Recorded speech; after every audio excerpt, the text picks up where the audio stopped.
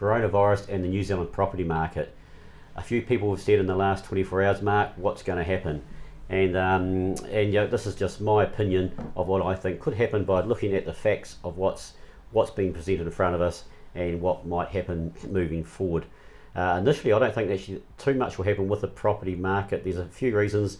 There is a real shortage of property right now in New Zealand, and that's not going to change today or tomorrow. The interest rates have come down, so I think investors with the money sitting there will actually maybe buy more property. There's a shortage of rentals at the moment, and they'll take advantage of these low interest rates. It'll probably get a little bit lower in the next upcoming weeks when the banks have the wee battle.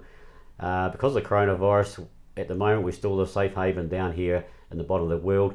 Not only will that attract more people that might not be able to come here at the moment, but a lot of expat Kiwis I see may end up coming back home.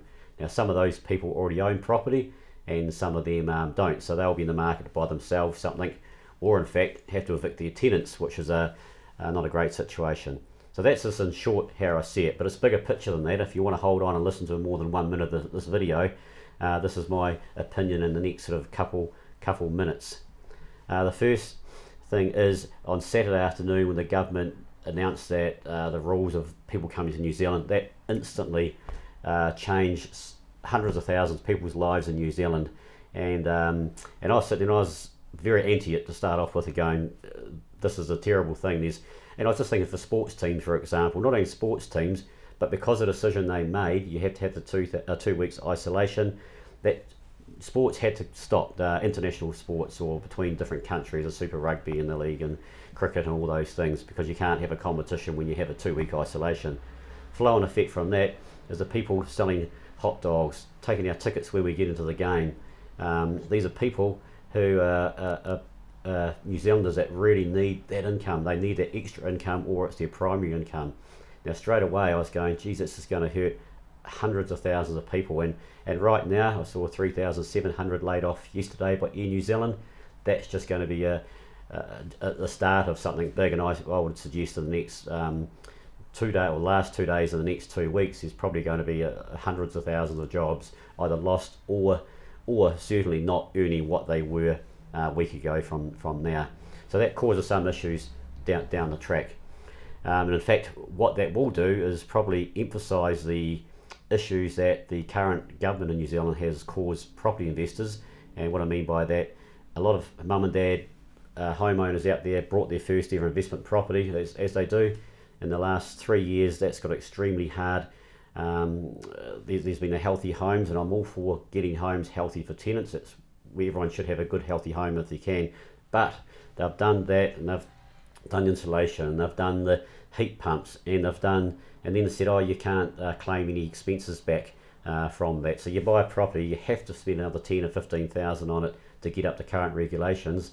That's really hurt the newbie investor, or the mum and dad investor who's just bought their first rental property, and a lot of them have been sold now because you can't have a 100-year-old house with a draft going through it, which is fair enough.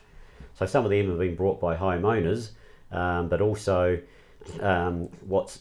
that's meant is there's less places to rent. Therefore the rent's gone up because there's a shortage. Not only that, because there's not the old place, 100-year-old house with a draft going through that used to cost $300 or $200 a week rent. The only things that are left now are new builds coming in. Great time to buy new builds, in my opinion.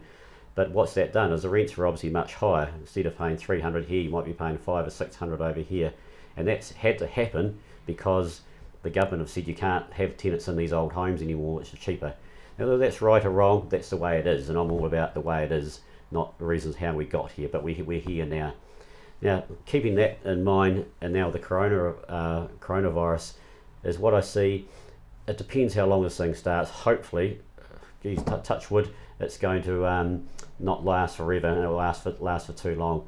But if it does last for 6 months or more, there are going to be many home buyers out there who have maybe bought recently in the last few years who are going to hurt. It doesn't matter how long you've had a property. If you don't have an income, you can't pay your bills. So that's going to be really hard. Now, hopefully banks will look after those people for a time. But if it's still going in 6 months' time, that's when a bit of chaos might happen. And what I mean by chaos is that's when people will say, hey, I can't afford it, or the banks will take it off them and sell properties. What that means is some of these homeowners will need places to rent, and that's a problem for the reasons I just said about what's happened in the last 3 years. It's a heck of a problem. The good news is, so that's the bad side of what might happen in 6 months or longer if that happens. In your interim, as I said, there's a shortage of properties. As far as the market goes right now, there's a real shortage of properties. The investors who are sitting there with the money in the bank going, geez, I can borrow money now for less than 3%. That's all their wildest dreams have come true for that side of things. The market, I think, will still keep going. Will still go well at the moment. Especially new builds are obviously going to be good. But any good property around New Zealand now is sought after. I'm on the market again at the moment, and I was at Open Homes in the weekend in the North Shore in Auckland, which has been very quiet in the last few years. And there were heaps of people at all these open homes. We had an auction on Sunday at Mount Roskill, and about 35 people there and about 10 bidders. So that will still, I think, occur at the moment. There might be a bit of uncertainty come up, so it might slow down a little bit. There's a lot of people trying to buy property at the moment. The biggest issue, the unknown issue, is how long it will go for, how long cash flow in people's pockets will be short for. So doesn't answer any questions, but it's just my call on where things are right now.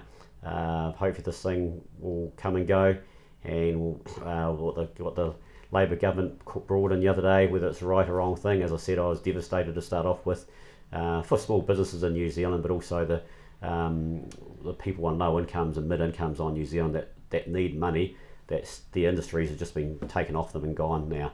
So that's scary as anything, but hey, if we can avoid getting this virus in New Zealand, hey, it might be the best thing that they've done. Who knows? All that will come in time, and in the meantime, stay healthy. Do what you can to avoid getting germs or passing on germs to other people, and try to have a great day. Thanks.